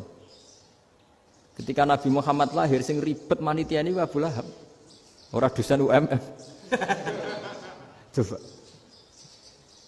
Karena Allah ingin memaklumatkan ke kita bahwa agama ini akan hidup di kondisi apapun. Asia, istrinya Fir'aun, itu termasuk mukminah yang dipuji Quran. Padahal dia bukan istrinya pengurus NU atau pengurus Muhammadiyah. Istrinya Fir'aun. Tapi itu pelajaran bagi kita bahwa orang-orang baik itu tidak harus di lingkungan yang baik. Masjid paling makmur itu kadang di dunia mungkin ya jangan bakas Mekah Madinah itu karuan. Mungkin di antara masjid yang makmur justru yang di Kanada, di Amerika mungkin. Karena merasa minoritas itu perpustakaannya ada, kajiannya ada. Tapi banyak masjid di daerah pesantren yang malah sepi. Karena kiainya tahu jamaah di masjid itu wajib. Lalu itu ada daerah pesantren, saya ulang lagi ada daerah pesantren. Didikon pengajian, monggo nekani pengajian, maca selawat ning omah ganjaran padha wae. Ribet kan? Mau dibantah itu benar. Mau dibiarin merusak tatanan. Jadi saya mohon sekali ya, jadi ilmu itu diperbandingkan supaya perbedaan-perbedaan itu biasa. Dulu Imam Malik itu punya murid namanya Imam Syafi'i. Itu dalam banyak hal. Itu perbedaannya tajam sekali. Ya saya ulang lagi, dalam banyak hal itu perbedaannya tajam sekali. Misalnya begini. Ini terakhir percontohan saya fikih, nanti dikaji sendiri. Ada seorang A'rabi, Ja'a A'rabiyun. Ini di hadis sahih diulang-ulang di semua Al-Kutubus Sittah ada peristiwa ini. Ja'a A'rabiyun ila Rasulillah sallallahu alaihi wasallam faqala ya Rasulullah ahlaktu. Qala wa ma ahlakaka? Qala wa qatu imraati fi nahari Ramadan. Ya Rasulullah, saya ini orang yang rusak. Kenapa? Saya ini hubungan intim sama istri saya ketika masih siang Ramadan. Singkat cerita orang ini dihukum berat sama Nabi. Hukumannya adalah karena dia membatalkan puasa ketika dengan hubungan intim. Sama Nabi dihukum kamu harus merdekakan budak. Wah, tidak mampu ya Rasulullah, saya tidak punya budak. Jadi ini bukti bahwa agama ini sangat sosial sehingga sebagian kafaroh harus memerdekakan budak. Kamu kalau gitu puasa 2 bulan. Yang baru puasa 2 hari aja kecelakaan malah disuruh puasa 2 bulan. Ya sudah kamu ngasih makan 60 orang miskin. Saya ini orang paling miskin. Kok ini jadi sudah miskin agak hiper lah orang itu. Poso-poso kok gitu. Itu kata ulama kalau orang Jawa gak mungkin makanannya tempe mendoan gak mungkin itu. Di Jawa itu nggak mungkin ada orang batal puasa karena hubungan intim. Ada istrinya nggak cantik, cerewet, sang lanang mangane mendoan. Itu tidak mungkin, kecelakaan itu tidak mungkin. Tidak mungkin itu. Tapi kalau Arab mungkin karena makanannya daging. Singkat cerita, terus pertanyaannya gini. Kalau batal biasa itu kan bayarnya puasa 1 hari. Kalau batal, tapi kalau batal pakai hubungan intim pakai jima kalau dalam bahasa fikih itu kafarohnya berat, yaitu merdekakan budak atau puasa 2 bulan berturut-turut. Pertanyaannya gini, jima istri itu boleh loh tidak zina. Seorang jima istri itu boleh loh tidak zina. Itu kan hukumannya berat. Nah terus Imam Malik berpikir kalau gitu tidak harus jima dong. Poso-poso ora ana uzur ora ana apa terus nyate. Esuk mangan bakso tanpa ada alasan syar'i. Hukumnya harus sama dong, karena jima hukumnya boleh, berarti semua iftar, semua pembatalan puasa yang tidak ada udzur syara' maka hukumnya sama, yaitu sanksinya sama. Masuk akal enggak? Masuk akal dalam mazhab Imam Malik. Dalam mazhab Syafi'i enggak. Mulai dulu jima itu beda. Kayak mertamu nih gone wong, mangan iku oleh, tapi nak nggo bojomu mbok jima niku wis nemen ngawure lah. Tetep beda. Dari Imam Syafi'i itu pokoknya beda, jima sama makan itu beda. Lah ya terus lah. Setelah itu terus ada pertanyaan. Bagaimana kalau makan dulu baru jima? Ribet kan? Makanya itu sampai dibabkan Kitabul Khilafil Fiqhi, bab merekayasa fikih. Makanya itu perdebatannya orang Hanafi sama Imam Syafi'i juga sama. Ada orang jam segini lapar sekali, kalau langsung makan kan kena sanksi. Ya pergi aja dulu, pura-pura ngaji ke Gus Bah gitu. Nanti kan jadi musafir kan? Wah itu sudah boleh itu kan? Padahal enggak. Memang dia pergi itu karena supaya bisa makan. Mau nggak kepikiran ngaji kok tahu-tahu ingin ngaji. Mumpung Ramadan nah. Nah makanya dibabkan, apakah boleh merekayasa fikih? Tapi fikih bisa apa coba? Dengan status kamu musafir, ya memang boleh iftar, boleh berbuka. Lah itu terjadi terus perdebatan ulama menyangkut fikih. Karena memang masalah furu'iyah. Sehingga termasuk perdebatan kita dalam perilaku, misalnya adat orang NU kalau habis salam itu menghadap ke kiblat karena arah terbaik itu kiblat. Tapi sebagian orang Muhammadiyah atau mungkin semuanya menghadap ke makmum. Itu memang teks hadisnya itu kita yang meneliti hadis itu semua syarah itu berdebat. Nabi memuji kiblat itu arah terbaik, oke. Tapi di bab itu Nabi itu aqbala alaina, menghadap ke kita. Lalu pertanyaannya, kenapa menghadap ke kita? Ada mengatakan karena Nabi memang punya tradisi kadang ngendikan. Ya tentu dulu istilahnya tidak kultum, nggak ada istilah itu dulu. 7 menit itu nggak ada. Tapi ada ulama yang analisis begini, termasuk kitab Fathul Bari. Nabi itu tokoh sentral, taruh lagi Nabi itu tokoh sentral. Ini kata kitab Fathul Bari, bukan kata saya. Nah orang-orang yang imamu kaumi, orang-orang yang jadi imam di daerah masing-masing, tetap kalau sholat itu ikut Nabi. Ikut Nabi setelah salam langsung pulang. Jadi sebetulnya salam langsung pulang itu ya ada sejarahnya karena dia mau jadi imam di daerahnya. Nah, tidak kebayang kalau Nabi itu madhep kiblat. Kalau Nabi madhep kiblat, orang yang masbuk yang barusan datang pasti langsung usolli misalnya fardhul isya'i misalnya. Terus makmum Nabi, padahal Nabi sholatnya sudah selesai. Jadi intinya gini kata Fathul Bari. Imam setelah salam itu harus bikin gerakan atau omongan atau apa saja yang menunjukkan kalau sholatnya selesai. Di antara gerakan itu adalah beliau harus menghadap ke hadirin atau menghadap ke utara. Atau apa saja yang penting menunjukkan kalau sholat ini sudah selesai. Itu fikih. Jadi fikih itu cara menganalisis itu memang unik. Karena kalau Nabi tetap seperti itu, posisi pancet seperti itu, maka orang yang baru datang mengira Nabi masih sholat. Nah, pertanyaannya kalau mereka sudah takbir, malah sholatnya tidak sah. Kenapa tidak sah? Menggantungkan sholat atau mengikatkan sholatnya dengan orang yang sudah tidak sholat. Jadi menjadikan orang yang nggak sholat sebagai imamnya kan nggak boleh. Maka Nabi harus memaklumatkan dengan gerakan itu bahwa beliau sudah tidak sholat. Karena orang datang dari berbagai daerah. Jadi nganalisis fikih, fiqhul hadis namanya. Itu ulama itu mau tidak mau debat. Karena pertanyaannya itu kenapa? Ya memang mau apa? Karena yang namanya sosial itu yahtamilu muhtamilatin, ada sekian kemungkinan. Makanya dalam madzhab istimbat itu, ketika Nabi sedekah pakai tamer, pakai kurma, itu ulama mesti ngitungnya tuh kut. Kut itu makanan pokok. Sehingga Imam Syafi'i mengatakan kalau di Indonesia pakai beras misalnya, karena kutil balad Indonesia itu beras. Oke, Imam Syafi'i mainstream. Tapi ketika era Yusuf Qaradawi di Al-Azhar di Mesir sana, ulama-ulama mulai usil. Sama sih ingat Mbah Mun sering gojlokan, lah iya, petani gabah, petani padi, wis melarat wajib zakat. Petani cengkeh, kakao, suga-suga wajib zakat hanya karena yang ditanam tidak makanan pokok. Jadi mulai ada ulama mulai gerah lah, kalau bahasa politiknya mulai gerah. yang petani miskin gara-gara yang ditanam padi wajib zakat. Yang orang-orang di sana misalnya di Sulawesi karena tanamannya kakao atau cengkeh tidak wajib zakat karena bentuknya tidak tidak makanan pokok. Geger kan di Al-Azhar geger. Akhirnya hampir semua ulama berpendapat ya sudah sekarang ketika Nabi menzakati makanan pokok itu jangan dihitung sebagai makanan pokok. Wa mimma akhrajna lakum minal ard.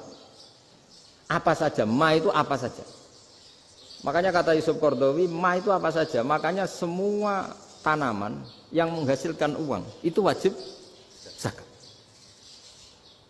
Nah, masalahnya kitab-kitab Syafi'iyah itu sudah mamlu'ah, sudah penuh dengan penjelasan misalnya fala zakata fil khadrawat. Maka enggak perlu zakat untuk kayak kangkung, semangka dan sebagainya. Lalu kiai-kiai angkatan modern kayak Mbah Mun itu sering dapat masukan. Saya pernah dengar sendiri. Yai, saya ini punya sawah 1 hektar, tak tanamin padi, itu nggak pernah kaya saya. Sekarang tak tanamin kangkung malah saya kaya, karena tiap 3 hari panen tak kirim ke Jakarta. Itu orang Indramayu yang tanya.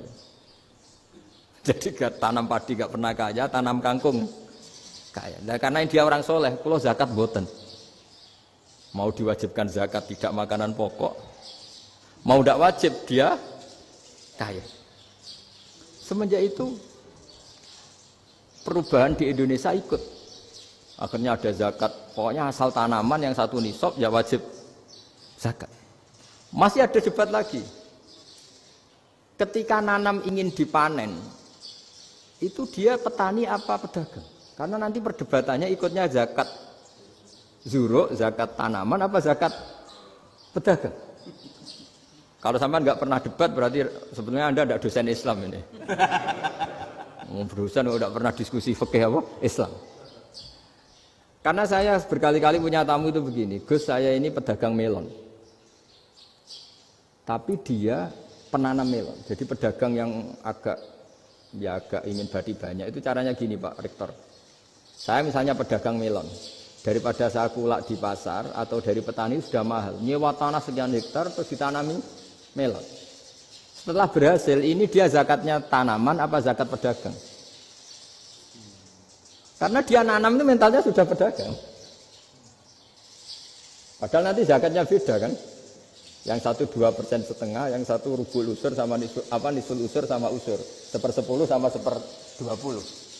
Kalau zakatnya zuruk kan 1/10 atau 1/20. Yang 1 rubul usur, kira-kira 2,5.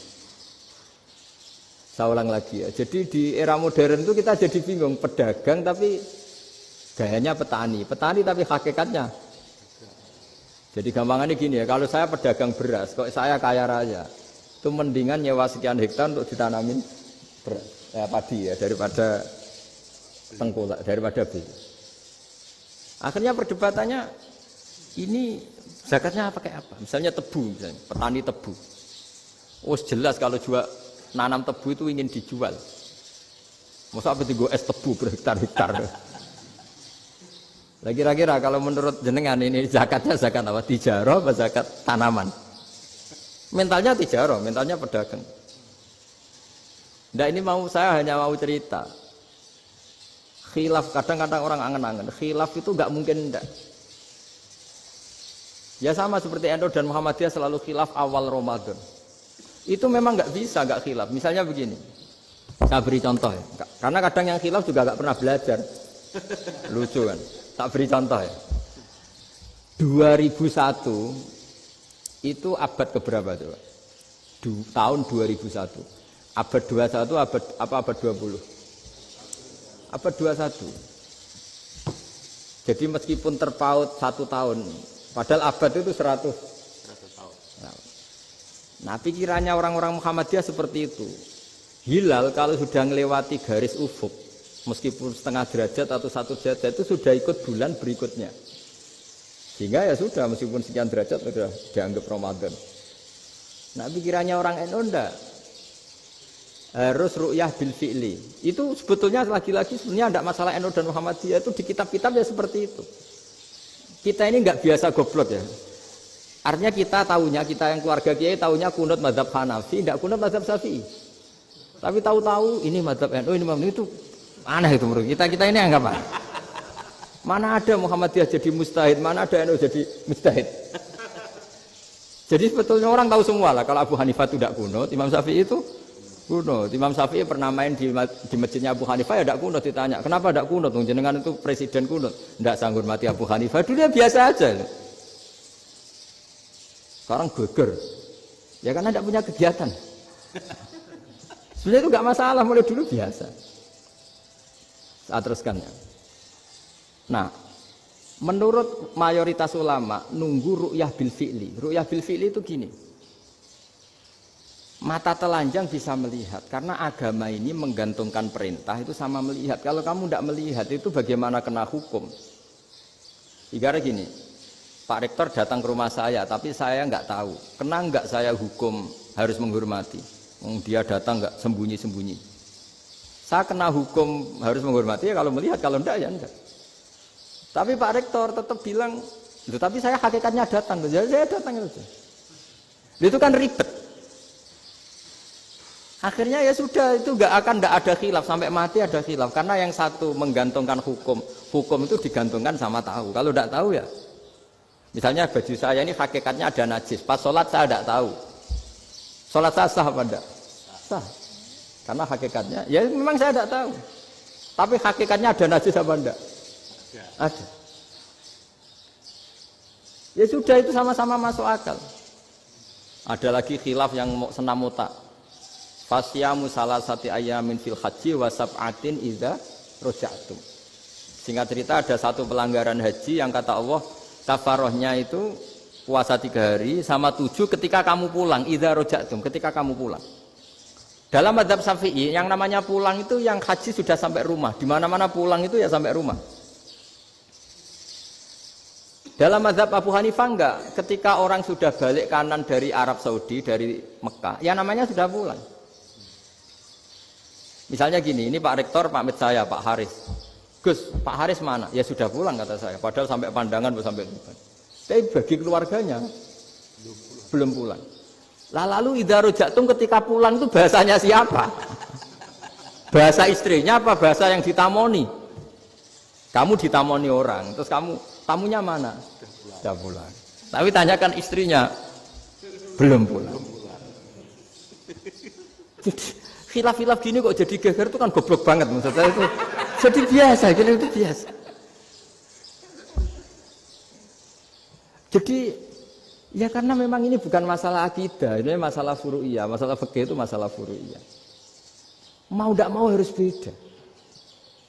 Misalnya di sholat juga gitu. Wa ayu qu'udin qa'adal musolli sokat sholatu.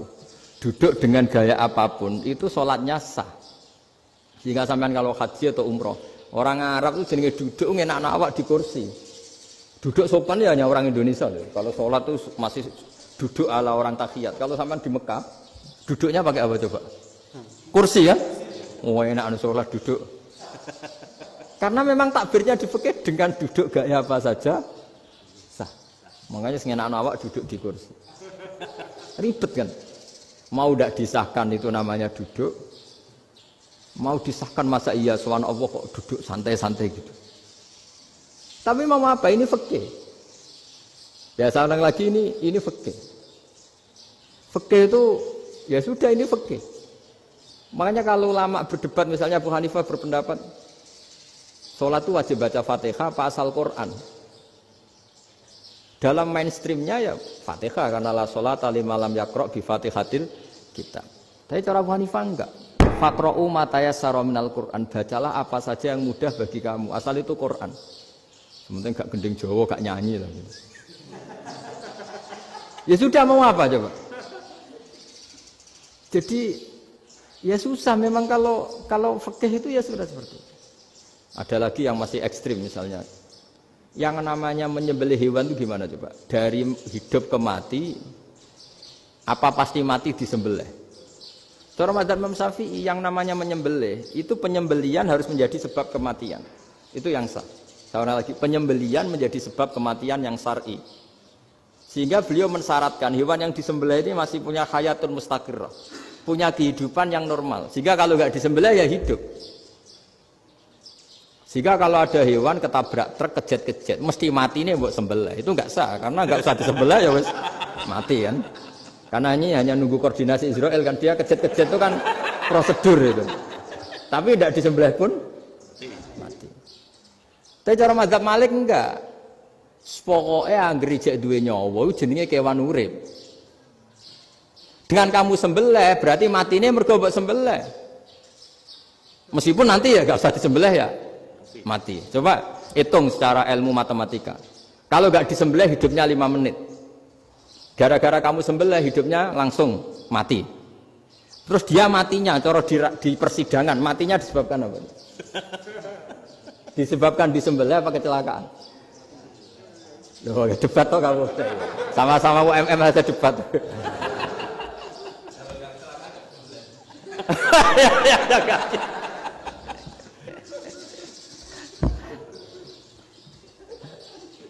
Loh, saya pernah ngalami nyata itu. Saya jalan-jalan sama anak saya pakai motor. Sampai di jalan raya gitu ada ayam jago ketabrak mobil, kejet-kejet. Orangnya tanya, "Gus, ini halal tau ora?" "Wis kanggo kon halal." Suatu saat dia enggak terima kan, tanya, "Kenapa, Gus?" "Ya nak kiai ra pantes, mosok kewan mesti mati nek tak sembelih, nak ra kiai pantes." Karena aku tahu kamu tuh gak kiai, mesti motifnya itu mergo jago, jajal cilik gak tak kokno. Ada kan ayam itu bayi kan gak ditanyakan. Kejat-kejat mati rak lah wong cilik wae. Tapi masalahnya ini kan jago. Eman itu. Tapi secara fikih pertanyaannya tadi. Hewan yang sudah tidak punya hayatun mustaqirrah, dia hanya punya al-hayat al-ittiroriyah, dia punya harokah ittiroriyah. Dia mati kejat-kejat memang prosedur mati harus seperti itu.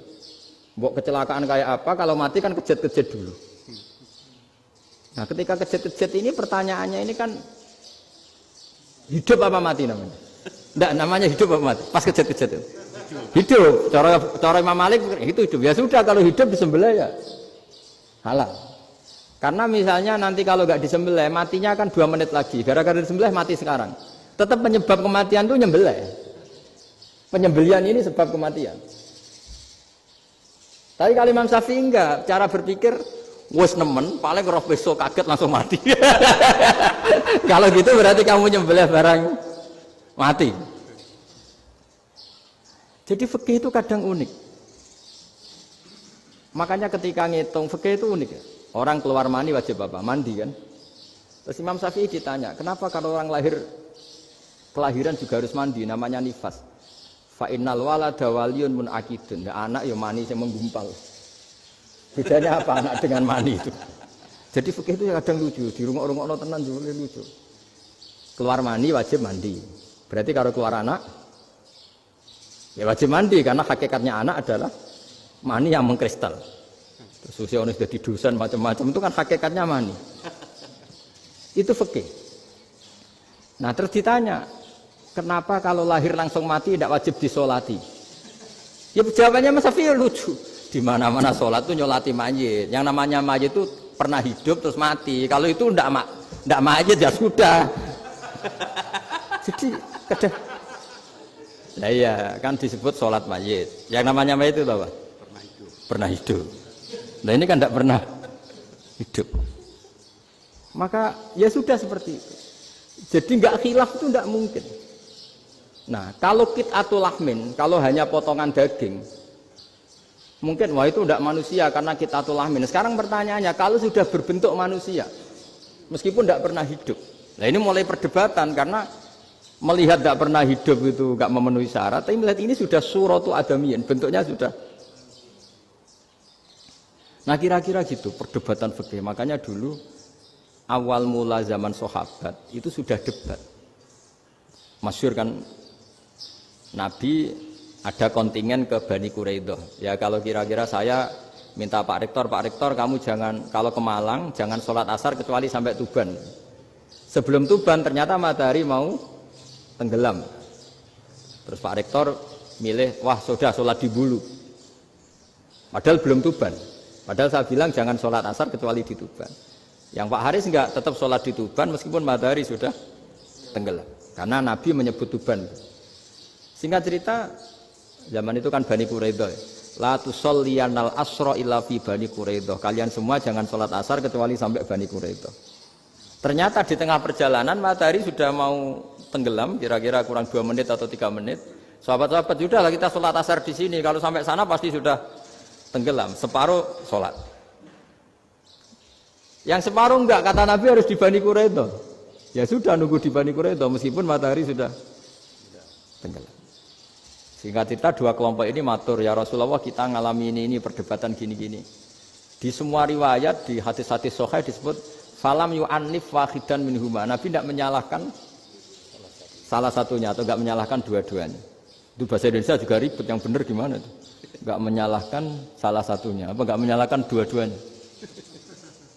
Gimana bahasa benernya? Salah satunya. Salah satunya itu dua-duanya? Ya. Enggak, kalau bahasa Indonesia tidak menyalahkan Kedua-duanya. kedua-duanya apa salah satunya yang benar? Kedua-duanya. Kedua-duanya. Bahasa Indonesia itu ya kadang ruwet ya. Orang pinter kayak Pak Habibie itu namanya ya orang luar biasa. Nanti sekolahnya orang-orang idiot itu ya sekolahan luar biasa. Orang pinter banget bahasa Indonesianya ya luar biasa. Kalau sekolah untuk orang-orang yang idiot juga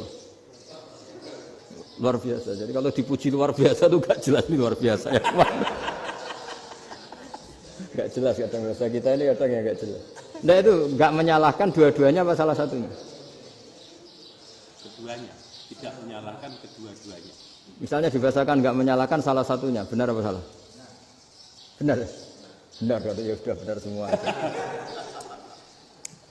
Jadi itu bukti bahwa ijtihad itu boleh. Saya ulang lagi, bukti bahwa ijtihad itu boleh. Padahal ini jelas, yang satu harus sholat asar, padahal matahari sudah tenggelam. Makanya di antara fikih unik itu begini. Saya ulang lagi fikih unik. Saya menyaksikan betul ketika ada orang tanya Mbah Mun saya ini Kopassus. Kadang latihan itu sampai waktu zuhur habis. Saya harus bagaimana? Jawabnya Mbah Mun itu unik. Sementing ojo ngosor sholat. Engkau ya ojo niat jamak. Atok kodok katanya. Singkat cerita terus orang ini diskusi sama saya karena ini ya alim pernah mondok. Kenapa kosor tidak boleh? Karena kosor itu ekstrim, merubah bentuk sholat dari 4 menjadi 2. Maka alasannya harus jelas. Harus jelas itu orang yang latihan di Kopassus itu kan dia sudah berasrama di situ. Berarti dia sudah tidak musafir karena asramanya di situ, sudah mukim. Kalau dia kosor itu merubah bentuk sholat dari 4 menjadi 2. Merubah itu ekstrim. Tapi kalau dia qadha itu hanya mengakhirkan sholat dari waktunya. Kira-kira kalau kamu jadi malaikat, ekstrim mana? Merubah sama menunda? Ekstrim merubah kan? Karena 4 menjadi 2. Terus ojo jamak takdim, tapi jamak takhir. Itu juga penting. Bagi pengkaji fikih itu penting. Kalau jamak takhir itu salah-salah sithik ora pati apa-apa. Kenapa? Kan mirip zuhur qadha. Kalau jamak takhir kan tapi kalau jamak takdim asar kok di waktu zuhur ekstrim mana? Perubahan takhir sama takdim itu ekstrim mana? Ekstrim takdim karena melakukan sesuatu belum waktunya.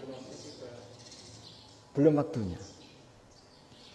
Jadi itu memang ya memang tadi kajian-kajian fikih itu memang unik. Karena bagi ahlinya, saya ulang lagi tapi ini saya ulang lagi bagi ahlinya. Makanya ketika Nabi menjamak sholat ketika nusuk, ketika haji itu kata Imam Syafi'i lis safar. Karena Nabi pergi jauh karena rumahnya Madinah. Tapi resikonya fatwa itu adalah orang Mekah nggak boleh jamak karena kawasannya nggak sampai 90 kilo lah kalau sekarang mungkin. Tapi kalau tahu Imam Malik enggak, ya lin nusuk sehingga orang Mekah pun yang haji ya boleh jamak karena alasan jamaknya karena nusuk, karena haji bukan karena jarak. Terus diteruskan lagi. Kalau karena pergi boleh jamak, memangnya pergi itu kenapa? Karena repot. Nah itu masalah kan masyakoh. Nah, terus mulai ada orang-orang yang ngawur kan resepsi jamak, ribet. Wis resepsi duit utangan kan capek. Wah, itu sudah jamak.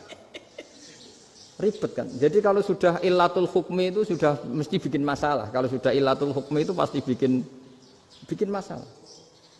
Nah, pertanyaannya, jamak itu masih gampang karena bentuknya sholat masih 4. Yang ekstrim kalau qasar karena bentuk sholat 4 menjadi 2. Maka kata Mbah Mun pesennya, nak kue ra mesti benere, jika alasan itu tidak mesti benarnya. Pokoknya sementing tidak qasar katanya. Juga tidak jamak takdim karena qasar ini kan merubah bentuk sholat kan ekstrim. Jamak takdim juga ekstrim karena mendahulukan sholat sebelum waktunya. Kalau jamak takhir kan biasa, kalaupun salah kan mirip kodok. Ya mirip kodok biasa kan. Nah ini saya cerita, jadi fikih itu bagi ahlinya, itu memang punya konsekuensi yang seperti itu. Makanya pertanyaannya misalnya, bagaimana hukumnya penyembelihan lewat mesin? Ya ribet kan. Bagaimana nyembelih dari apa ini? Belakang. Saya baca di kitab-kitab nyembelih dari belakang itu ya hukumnya tetap boleh asal apa itu hulkum dan mari itu terpotong. Tapi pertanyaannya, jangan-jangan ayamnya sudah kaget dulu karena uratnya ini. Makanya perlu ditanya ahli medis, setelah uratnya tercabut ini jangan-jangan sudah berstatus mati. Kan potensi ketika dipotong dari sini, potensi sudah berstatus mati. Makanya, nah kalau misalnya menyembelih dengan dibuat itu langsung mati juga. Itu tetap ada dokhtoh, kalau dalam bahasa fikih dokhtoh. Dia terkaget, begitu, ada dokhtoh karena nggak bisa bernafas terus mati. Berarti kelangsungannya bangkai. Jadi orang yang pengkaji fikih itu ya seperti itu, memang itu yang ditekuni. Tapi kita sebagai orang awam ya tadi. Nak sing kecelakaan iku wedhus ta ayam jago ngeman, tapi nak pitik cilik ikhlas.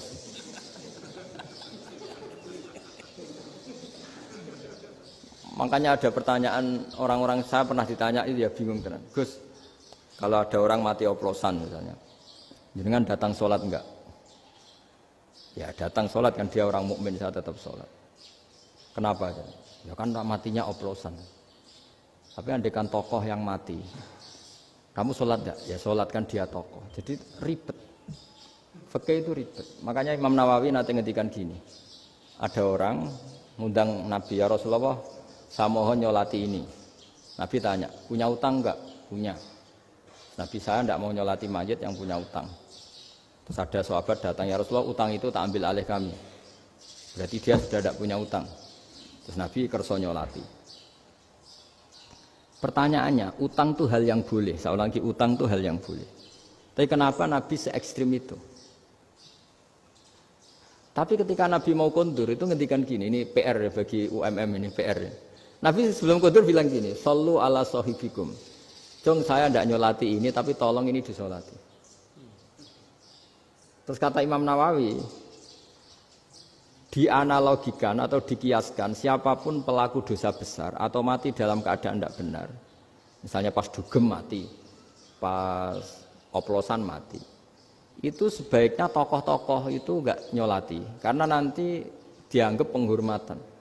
Misalnya ketua PP Muhammadiyah rektor nyolati wong mati oplosan kan keren.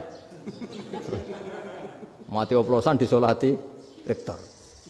Ya sudah, tapi kalau nggak disolati nanti ada tradisi yang keliru, yaitu janazatul muslim tidak ngalami disolati. Padahal siapapun yang muslim, janazahnya harus disolati. Makanya setengah-tengah, ya rasa rektor lah, bu satpam, bu satpam, itu tetap ada yang sholat gitu. Itu kata Imam Nawawi. Jadi ketika ada orang mati nggak benar, itu sebaiknya tokoh-tokohnya nggak ikut nyolati, tapi awamun nas, orang kebanyakan ikut sholat. Jadi fikih itu agak jelimet karena tadi ketika tokoh ini nyolati, pertanyaannya bedanya apa mbek sing mati ning masjid mbek mati oplosan? Karena sama-sama semua orang nyolati, kan tidak ada sanksi sosial itu. Tapi ketika enggak disolatkan sama sekali, wah lebih parah lagi, ini ada janazatul muslim tidak disolati. Sehingga kata Imam Nawawi ini hebatnya Nabi tengah-tengah. Jadi Nabi kundur, jong saya ada nyolati tapi shollu ala sahibikum. Ya tapi ini kamu harus nyolati. Kata Imam Nawawi, orang yang mati bunuh diri, orang yang mati oplosan, orang mati secara enggak benar itu asal dia muslim tetap wajib disolati karena sholat ini hakul muslim. Kan seorang muslim diantara haknya apa? Ketika mati dikafani, dimandikan, disolati. Tapi ini masalah matinya pas murtakibul kabiroh, pas melakukan dosa besar. Dan itu sebab kematiannya. Kalau dia oplosan, kan sebab matinya ya karena oplosan. Ya kan terus ribet. Mau disolati oleh, apalagi misalnya kita ketua ulama, kemudian terkenal wali. Wah keren, matinya oplosan itu disolati wali, kan ribet kan. Nanti yang repot malaikatnya. Itu ya, ini yang nggak kata bahaya. Saya pernah baca kitab itu yang repot malaikatnya. Itu ada yang bilang gini, orang yang punya hutang itu pasti nanti hisabnya berat. Diaudit malaikat sampai bisa nyaur hutangnya. Sementara malaikat kena konstitusi, kalau Nabi mendoakan harus mustajab.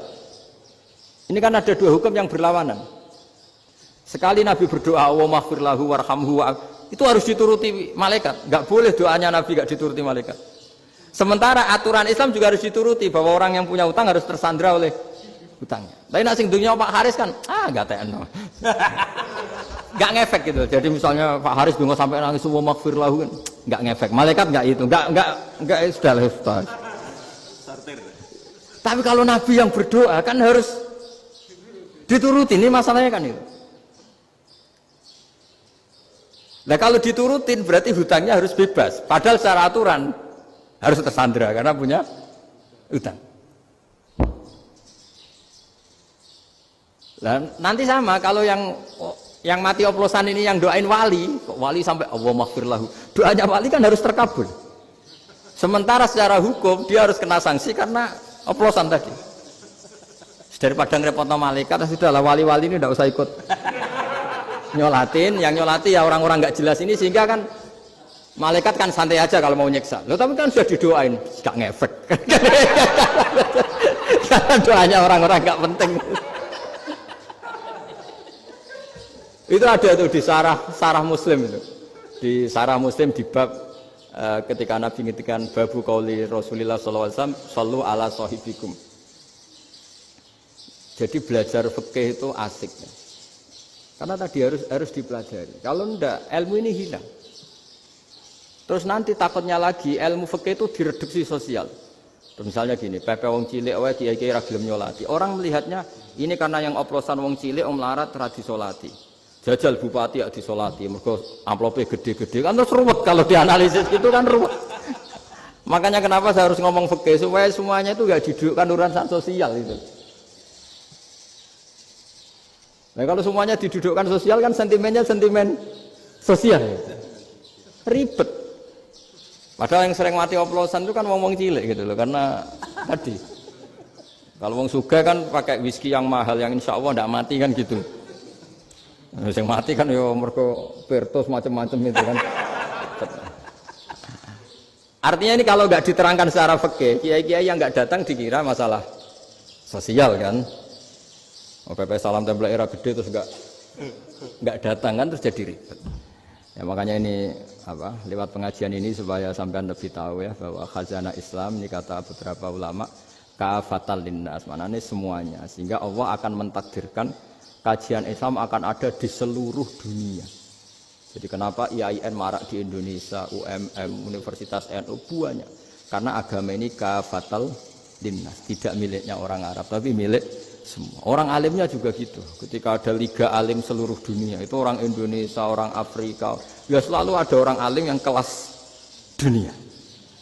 Seperti dulu ada Imam Bukhari, itu as-sakhul kutub ba'da kitabillah. Kitab terbaik setelah Quran itu Bukhari. Padahal dikarang oleh orang Uzbek. Kata siapa? Islam As-Sobyan, orang Arab ngakui kalau kitab paling sahih itu Bukhari. Mekah Madinah pun ngakui kalau kitab paling sahih Bukhari. Padahal pengarangnya ada orang Arab. Orang mana? Uzbek. Imam Ghazali yang diakui seluruh dunia itu Atus itu ikut Persia. Juga bukan orang Arab. Sibawayh, ya orang Persia. Nah, ini yang belum ada orang Malang ini, tinggal PR ini. Beliau ngendikan idza qala al-insanu at-tahiyatul mubarakatus shalawatut thayyibatu lillah fa ka'annama hajja wa atamara. Terus timbang jenengan kaji ke antri ra mesti haji. Umroh ya bayar, kadang nggih korban penipuan. Esok akhir salat niati at-tahiyatul mubarakatus shalawatut thayyibatu lillah niku fa ka'annama hajja wa atamara. Niku ganjarane sami kalian haji kalian. Ngene Allah piyambak nate pesen teng Nabi Daud, aku yo kenal wong awam ben disenengi. Terus nyenengno jenengan teng wong awam wae. Ya elingno nek aku sing ngekeki nikmat, aja elingno liyane. Pokoke elingno nek hubunganku mbek dekne ngekeki nikmat. Kowe aja critana azab ana ngono-ngono iku aja. Iku bukti nek Allah kepingine iku nek wong awam wis. Kan wa kaifa uhabbibuka ilaihim kan Nabi Daud didhawuhi ya Daud habibni ila ibadi ilal khalqi. Wa kaifa uhabbibuka bihim. Mergo Nabi Daud pikirane Allah kan punya sisi misalnya ngasih sanksi, ngasih azab. Akhirnya Nabi Daud takut, semuti Gusti. Ben wong seneng jenengan, udkurni bil hasanil jamil. Fa innahum la yazkurunani illal jamil. Wis terangno, pokoke dekne di dhuwit kok aku, manggon bumi bumiku, iso ngombe kok aku. Pokoke sing ngono-ngono lah, pokoke sing bangsa enak-enak iku kok aku kandakno. Maksudnya ini loh mas, nak wong alim alama atau umumnya kiai, umumnya yang soleh-soleh, muni nabi soal syafaat, umumnya gak monggo lah, bukan madet. Dan nabi wong awam, nabi ku kekasih, wong paling disayang. Pokoknya sing gampang-gampang, karena dengan itu malah meresap. Tapi mau kena ngelem nabi ku sing gampang. Itu dijiwai, timbang ngapal angel tapi kowe ora. Ah, wis kowe wali songo. Nabi kekasih, pokoknya sing ya luwih gampang. Pangeran sapa ya sing ngekeki dhuwit. Wis kowe sing gampang-gampang. Kowe misale pangeran sapa sing ngekeki nafaqat ilahiyah. Kuyu ndot robani. Iku omongane wali dul ora usah melok-melok. Ora wali kok ibu-ibu.